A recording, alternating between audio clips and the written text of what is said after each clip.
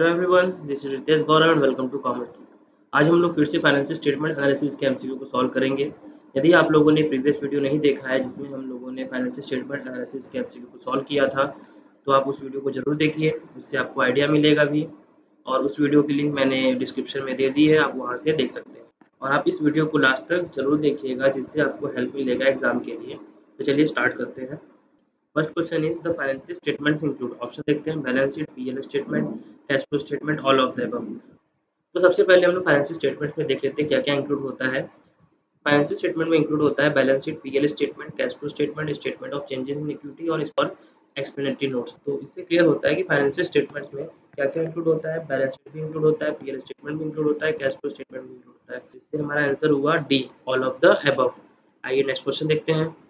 Second question is which of the following ratio is mixed ratio.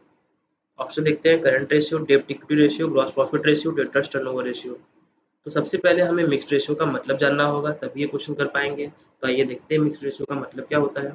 When the data from both balance sheet and revenue statements are used it is called mixed और composite ratio. Mixed ratio को हम लोग composite ratio भी कहते हैं। जब ratio निकाली जाती है both balance sheet and revenue statement को यूज करके, तो उस रेशियो को हम लोग कहते हैं मिक्स्ड रेशियो। तो आइए हम लोग ऑप्शन को क्लियर करते हैं। पहला ऑप्शन है करंट रेशियो। करंट रेशियो को निकालने के लिए हमें करंट एसेट्स और करंट लायबिलिटी की जरूरत पड़ती है, जो कि हमें फाइंड आउट हो जाती है बैलेंस शीट से। बट रेवेन्यू स्टेटमेंट से हमें कोई यूज नहीं हो पाता, तो ये मिक्स्ड रेशियो का पार्ट नहीं हुआ। सेकंड ऑप्शन देखते हैं, डेब्ट इक्विटी रेशियो। डेब्ट इक्विटी रेशियो निकालने के लिए हमें डेब्ट और इक्विटी की जरूरत पड़ती है, जो कि हमें बैलेंस शीट से ही अवेलेबल हो जाती है। तो ये भी हमारा मिक्स्ड रेशियो नहीं हुआ। नेक्स्ट ऑप्शन देखते हैं, gross profit ratio. Gross profit ratio निकालने के लिए हमें ग्रॉस प्रॉफिट और नेट सेल्स की जरूरत पड़ती है, जो कि हमें रेवेन्यू स्टेटमेंट से मिल जाती है। बैलेंस शीट से तो कुछ नहीं मिलता है इसमें, तो ये भी मेरा मिक्स्ड रेशियो नहीं हुआ। हम लास्ट ऑप्शन देखते हैं, डेटर टर्नओवर रेशियो निकालने के लिए हमें नेट क्रेडिट सेल्स और एवरेज डेटर की जरूरत पड़ती है। क्रेडिट सेल्स हमें रेवेन्यू स्टेटमेंट से मिल जाती है और एवरेज डेटर हमें बैलेंस शीट से मिल जाती है। तो इस रेशियो को निकालने के लिए हमें दोनों स्टेटमेंट की जरूरत पड़ती है। तो इसलिए कह सकते हैं कि हमारा डेटा टर्नओवर रेशियो क्या है, मिक्स्ड रेशियो है। तो ये काफ़ी इंपॉर्टेंट है आपके लिए कि मिक्स्ड रेशियो होता क्या है या कंपोजिट रेशियो होता क्या है। Third question is gross working capital refers to. Option देखते हैं, net current assets, total current assets, total assets, total current liabilities. इस क्वेश्चन को क्लियर करने के लिए हमें कुछ पॉइंट को क्लियर करना होगा पहले। वर्किंग कैपिटल हमारे टू टाइप्स के होते हैं, ग्रॉस वर्किंग कैपिटल होता है, एक नेट वर्किंग कैपिटल होता है। ग्रॉस वर्किंग कैपिटल डील करता है हमारे टोटल करंट एसेट से, और नेट वर्किंग कैपिटल डील करता है हमारे नेट करंट एसेट से, that is current assets minus current liabilities. तो ये पॉइंट आप क्लियर रखिएगा। तो इससे हमारा ऑप्शन क्या हुआ, gross working capital refers to total current asset से। ठीक है, आइए नेक्स्ट क्वेश्चन देखते हैं। Fourth question is ideal quick ratio is. Option देखते हैं, 2:1, 1:2, 1:1, बोथ ए एंड सी। हर अकाउंटिंग रेशियो का एक आइडियल रेशियो होता है, इसे आप क्लियर रखिएगा। आप लोग जब अकाउंटिंग रेशियो पढ़िएगा तो उसमें आप लोग जरूर नोट कीजिएगा कि आइडियल रेशियो क्या होता है। Ideal ratio that is the standard rate, जो कि हर कंपनी को फॉलो करना हो चाहिए, जिससे वो कंपनी अच्छी रन करेगी। तो आइडियल क्विक रेशियो इज 1:1, और quick ratio is the part of liquidity ratio. तो लिक्विडिटी रेशियो में हम लोग पढ़ते हैं, करंट रेशियो की आइडियल रेशियो है 2:1, क्विक रेशियो की आइडियल रेशियो है 1:1, और एब्सोल्यूट लिक्विड रेशियो की रेशियो है 1:2, दैट इज 0.5:1। आप इस पॉइंट को क्लियर रखिएगा। आइए नेक्स्ट क्वेश्चन सॉल्व करते हैं।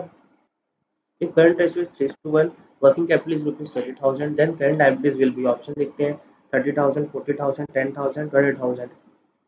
क्वेश्चन में मेंशन है करंट रेशियो की वैल्यू 3:1 है, दैट इज करंट लायबिलिटीज से हमारी करंट एसेट 3 टाइम्स ज़्यादा है, और वर्किंग कैपिटल की वैल्यू दी हुई है 20,000। तो इस क्वेश्चन को सॉल्व करते हैं। वर्किंग कैपिटल निकालने के लिए हमें करंट एसेट्स और करंट लायबिलिटी की जरूरत पड़ती है। जब हम करंट एसेट्स को माइनस करते हैं करंट लायबिलिटी से, तो वर्किंग कैपिटल में फाइंड आउट हो जाता है। तो यहाँ पे करंट एसेट्स मेरा कितना हो गया 3x, और करंट लायबिलिटी मेरी हो गई x। वर्किंग कैपिटल की वैल्यू दी हुई है 20,000। हम इसे सॉल्व करते तो हमें फाइंड आउट होता है x की वैल्यू कितनी आ जाएगी हमारी, 10,000 हो जाएगी। That is the value of current liability. इसका आंसर मेरा क्या हुआ, सी। आइए नेक्स्ट क्वेश्चन सॉल्व करते हैं। Which of the following is the most liquid. Option देखते हैं, stock, goodwill, machine, cassette bank. इसमें से सबसे ज्यादा लिक्विड कौन है। लिक्विड का मतलब होता है जो जल्दी से कन्वर्ट हो जाए कैश में। तो हमारा आंसर हुआ डी। आइए नेक्स्ट क्वेश्चन देखते हैं। Seven question is deferred revenue expenditure shown in the balance sheet as. Option देखते हैं, intangible asset, fictitious assets, circulating assets, operating assets. इस टॉपिक के बारे में हमने प्रीवियस वीडियो में भी डिस्कस किया है और प्रीवियस एमसीक्यू में भी डिस्कस किया था। डिफर्ड रेवेन्यू एक्सपेंडिचर को हम लोग फिक्टिशियस एसेट्स के नाम से भी जानते हैं। जब वो अनअमोर्टाइज्ड रह जाता है तो वो फिक्टिशियस एसेट बन जाता है और बैलेंस शीट में शो होता है। आइए नेक्स्ट क्वेश्चन देखते हैं। Balance sheet reflect the financial position of the firm. Option देखते हैं at a point of time, during period of time, for a certain period, for an uncertain period. आपको ये पता होना चाहिए कि बैलेंस शीट जब भी प्रिपेयर होता है एक पर्टिकुलर डेट पे प्रिपेयर होता है, कभी भी एक पीरियड ऑफ टाइम पे इंफॉर्मेशन नहीं देता है। बैलेंस शीट में एक पर्टिकुलर डेट पे एसेट्स की वैल्यू या लायबिलिटी की वैल्यू क्या है, बैलेंस शीट ये बताता है। तो इससे हमारा ऑप्शन क्या हुआ, हमारा ऑप्शन हुआ ए। क्लियर। आइए नेक्स्ट क्वेश्चन देखते हैं। Next question is net profit ratio is ratio obtain from the figures given in. Option देखते हैं trading account, profit and loss account, trading and PL account and balance sheet. इस question को solve करने से पहले हमें नेट प्रॉफिट रेशियो का formula देखना पड़ेगा। नेट प्रॉफिट रेशियो का फॉर्मूला होता है net profit upon net sales. Net profit हमें निकालने के लिए पीएल अकाउंट की जरूरत पड़ती है और नेट सेल्स निकालने के लिए हमें ट्रेडिंग अकाउंट की जरूरत होती है, जो कि उसमें मेंशन होता है। तो इससे हमारा ऑप्शन क्या हुआ, हमारा ऑप्शन हुआ trading account and PL account. Trading account से हमें नेट सेल्स मिल जाता है और पीएल अकाउंट से हमें नेट प्रॉफिट मिल जाता है। तो हमारा ऑप्शन हुआ सी। आइए नेक्स्ट क्वेश्चन सॉल्व करते हैं। When reserve is invested outside the business, it becomes। Option देखते हैं specific reserve, provision fund, secret reserve. जब भी रिजर्व को बिजनेस के आउटसाइड इन्वेस्ट किया जाता है वो फंड कहलाता है। ये आप पॉइंट याद रखिएगा। आइए नेक्स्ट क्वेश्चन देखते हैं। Next question is the most rigorous test of liquidity is. Option देखते हैं working capital ratio, current ratio, quick ratio, absolute liquid ratio. यहाँ रिगरस का मतलब होता है extreme. Extreme test of liquidity मतलब सबसे ज़्यादा लिक्विड रेशियो कौन है, तो लिक्विडिटी का मतलब होता है शॉर्ट टर्म सॉल्वेंसी को मेजर करना। सबसे ज़्यादा शॉर्ट टर्म सॉल्वेंसी को मेजर कौन करता है, वो मेजर करता है एब्सोल्यूट लिक्विड रेशियो। आइए नेक्स्ट क्वेश्चन सॉल्व करते हैं। Next question is a current asset that is convertible to cash within 3 months can be referred as. Option देखते हैं cash assets, operating asset, intangible asset, cash equivalent. इस topic के बारे में हम लोगों ने कैश फ्लो स्टेटमेंट में पढ़ा होगा। कैश फ्लो स्टेटमेंट में एक आइटम आता है कैश इक्विवेलेंट। कैश इक्विवेलेंट एक ऐसा करंट एसेट्स होता है जो कि कैश में कन्वर्टेबल हो जाता है विद इन 3 मंथ्स। तो इससे ये मेरा क्लियर हुआ कि इसका आंसर क्या होगा, हमारा आंसर होगा डी, कैश इक्विवेलेंट। ये काफ़ी इंपॉर्टेंट क्वेश्चन है, एग्जाम में काफ़ी बार पूछे जाते हैं, तो इसे आप नोट कर लीजिएगा। 13 question is which of the financial report shows the profitability of a business. Option देखते हैं income statement, balance sheet, cash flow statement, statement of changes in equity. इसमें से ऐसा कौन सा फाइनेंशियल रिपोर्ट है जो कि बिजनेस की प्रॉफिटेबिलिटी को शो करता है।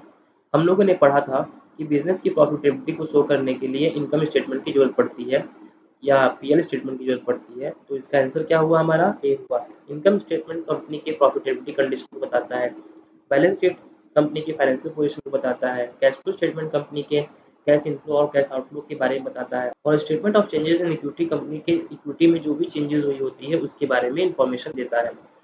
Next question is ratios provide a measure of a company's performance and condition। Option देखते हैं definite, gross, relative, qualitative. Ratio provide करता है रिलेटिव और क्वांटिटेटिव, न कि क्वालिटेटिव। आप याद रखिएगा, रेशियो प्रोवाइड करता है quantitative and relative measures of a company's performance and condition. Accounting ratio को निकालने के लिए हमें दो फिगर की जरूरत पड़ती है और दो फिगर के बीच में हम एक रिलेटिव मेजर करते हैं, इसलिए अकाउंटिंग रेशियो प्रोवाइड करता है एक relative measures of a company's performance and condition.